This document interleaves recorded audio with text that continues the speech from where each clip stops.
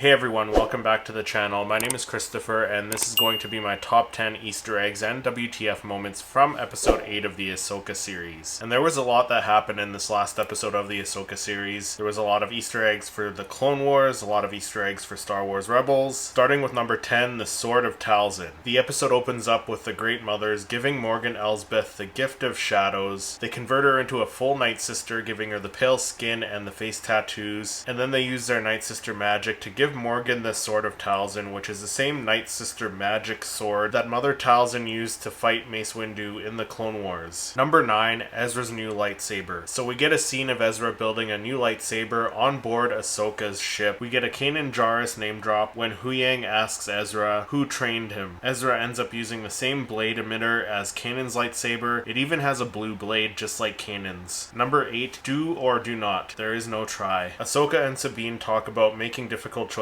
no one understood except their masters. We get an Anakin name drop from Sabine, and then Ahsoka goes on to ask Sabine if she kept up with her training. Have you kept up with your training? I try. I do. Sabine says, I try. She chuckles and quickly says, I do, which is a reference to Yoda saying, do or do not, there is no try. Alright, I'll give it a try. No, try not. Do or do not. There is no try.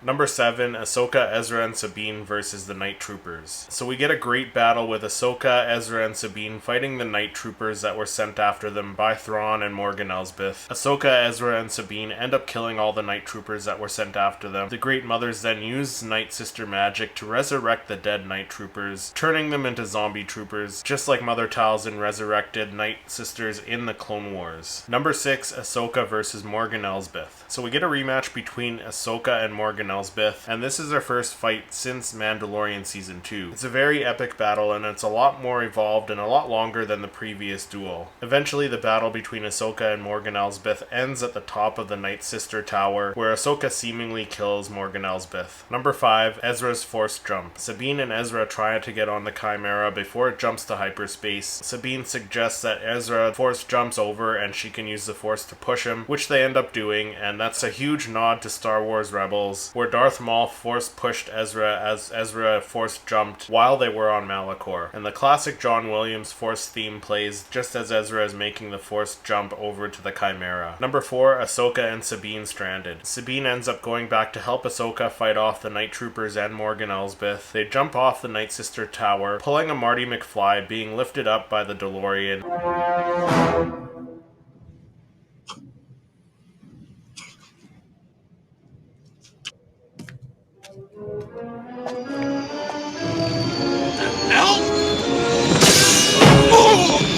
They hop in the ship and chase after Thrawn. The Chimera, already attached to the hyperspace ring, jumps into hyperspace, leaving Ahsoka and Sabine stranded on Peridea. Ahsoka and Sabine go back to the tribe of turtle-looking creatures, and we see Morai flying off in the distance. Number 3, Mortis gods. We get a beautiful shot of Balin on the mountains, which are carved out like the Mortis gods. We clearly see the father and the son on the right, and then a figure on the left with the head broken off, which is meant to be the daughter. And all of these are an Easter egg for the Mortis arc of Star Wars The Clone Wars, and also the wall, which was the entrance to the world between worlds in Star Wars Rebels, which had the 3 Mortis gods, the father, the son, and the daughter, on the entrance to the world between worlds. Number 2, Dathomir. The Chimera arrives at Dathomir, and we get to see a little bit of a tease of live-action Dathomir, or at least a planet anyways. We get a shot of all the dead Night Troopers and Night Sisters that they're bringing back to resurrect on Dathomir. At the same time, Ezra returns to the New Republic fleet, disguised as a stormtrooper, which is a little bit of a nod to Star Wars Rebels, to all the times that Ezra disguised himself as a stormtrooper. And finally, number 1, Force Ghost Anakin. The episode closes with Force Ghost Anakin looking on as Ahsoka and Sabine walk back to the camp, which was a great way to close off the episode with another Hayden Christensen cameo as Anakin Skywalker. But let me know what you think of my top 10 Easter eggs and WTF moments from episode 8 of the Ahsoka series, and which ones did I miss? Let me know down in the comments. If you enjoyed this video, make sure you hit that like button, subscribe to the channel,